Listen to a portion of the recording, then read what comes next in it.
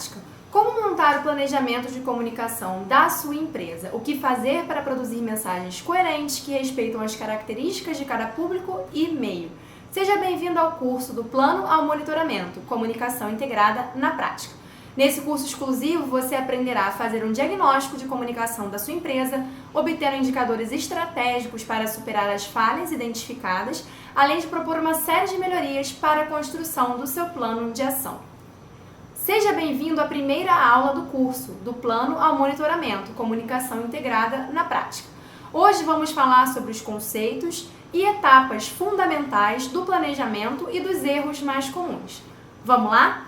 A primeira coisa importante que você tem que pensar e entender é que planejar a comunicação é como se fosse uma arte, né? É como se fosse jogar xadrez. Como diria uma professora que eu recomendo que vocês acompanhem, a Luciane Ricciotti, você precisa entender as regras ali do xadrez, conhecer as peças e as principais estratégias, mas você também precisa estar muito atento a possíveis mudanças no cenário, que seria o tabuleiro, e também ficar olhando ali a movimentação das peças. Por isso, eu digo para vocês que não existe uma receita de bolo. O que nós falamos é em conhecer as etapas fundamentais do planejamento e como que elas ocorrem. Nós vamos conhecê-las agora. Primeiro é a análise de um problema específico. Todo plano de comunicação ele parte de uma análise de cenários. Depois nós fazemos o diagnóstico da situação atual, passando pela determinação dos objetivos da comunicação, escolha da estratégia com base nessa análise de possibilidades de aplicação das ferramentas que a sua empresa tem, que são as ferramentas do composto de comunicação integrada, tendo cada uma delas um objetivo e uma função bem específicas, né? Definição do foco da mensagem relacionado ao público e ao posicionamento que a sua marca quer ter, seja no site, seja nas redes sociais.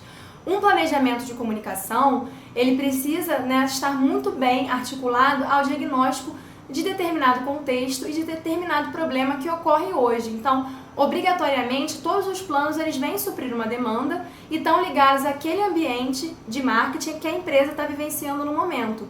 E a avaliação desse plano deve estar bem associada ao diagnóstico do macro, que é o ambiente externo à empresa, e ao microambiente, que é o ambiente interno, que caracteriza aquela organização. Isso porque planejar a comunicação é sempre trazer uma resposta, trazer uma solução, uma forma de trazer resultados também e despertar no seu público-alvo a percepção que a sua marca tem, buscando um objetivo bem específico para aquela demanda. Então, afinal, o que é preciso para a gente planejar de forma integrada a comunicação hoje, diante de tantos desafios de redes sociais e fragmentação? Primeiro, a flexibilidade. O profissional de comunicação que planeja, ele tem que estar atento às mudanças do cotidiano, não só nos conhecimentos que ele precisa ter, mas também na estrutura organizacional, mudanças de orçamento, mudança no esquema de fornecedores.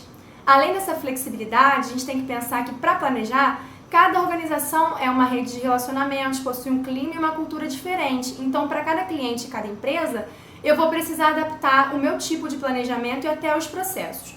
Agora que nós vimos os principais conceitos do plano e do planejamento, alguns desafios e dificuldades, nós vamos conhecer os principais erros que as empresas cometem na hora de planejar a sua comunicação.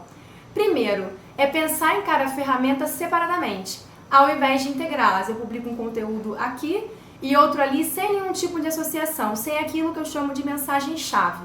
Segundo, planejar sem fazer um diagnóstico das práticas atuais de comunicação e aquela análise do macro e do microambiente que eu falei no começo da aula. Um outro erro é achar que você conhece todos os seus públicos sem fazer nenhum tipo de pesquisa. E o quarto erro é esquecer que tudo comunica e só focar em um público e em um canal. Depois de conhecer esses conceitos, esses desafios, os principais erros, a gente vai seguir para a aula 2. Até lá!